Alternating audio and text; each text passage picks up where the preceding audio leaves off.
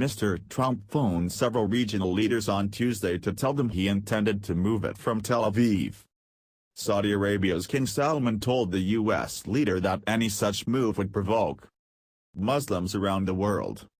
The calls came amid speculation that Mr. Trump could recognize Jerusalem as Israel's capital on Wednesday.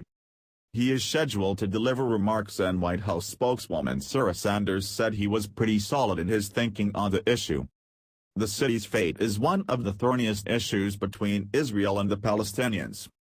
If Washington recognizes Jerusalem as Israel's capital, it would be the first country to do so since the foundation of the state in 1948. The alternatives to a two-state solution. Why settlement issue is so difficult? King Salman told Mr. Trump that the relocation of the embassy or recognition of Jerusalem as Israel's capital would constitute a flagrant provocation of Muslims all over the world, the official Saudi press agency reported. Meanwhile, U.S. government employees and their families have been barred from personal travel in Jerusalem's Old City and the West Bank for security reasons ahead of planned protests. In other reaction from leaders who spoke to Mr. Trump, Palestinian leader Mahmoud Abbas warned of the dangerous consequences such a decision would have to the peace process and to the peace, security and stability of the region and of the world.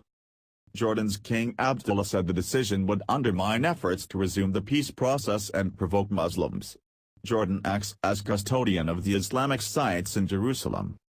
Egypt's President Abdel Fattah al-Sisi urged Mr. Trump not to complicate the situation in the region.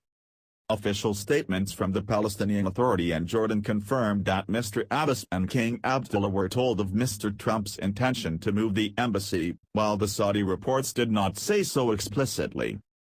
None of the leaders said if Mr. Trump had specified when the embassy move would take place. He promised the move during his campaign for the presidency. Israel regards Jerusalem as its eternal and undivided capital, while the Palestinians claim East Jerusalem as the capital of a future Palestinian state. Reports suggest Mr. Trump will sign a waiver to keep the embassy in Tel Aviv for 6 more months, while committing to a move. The White House only said the president discussed potential decisions regarding Jerusalem with all the Middle East leaders he spoke to on Tuesday, including Israeli Prime Minister Benjamin Netanyahu.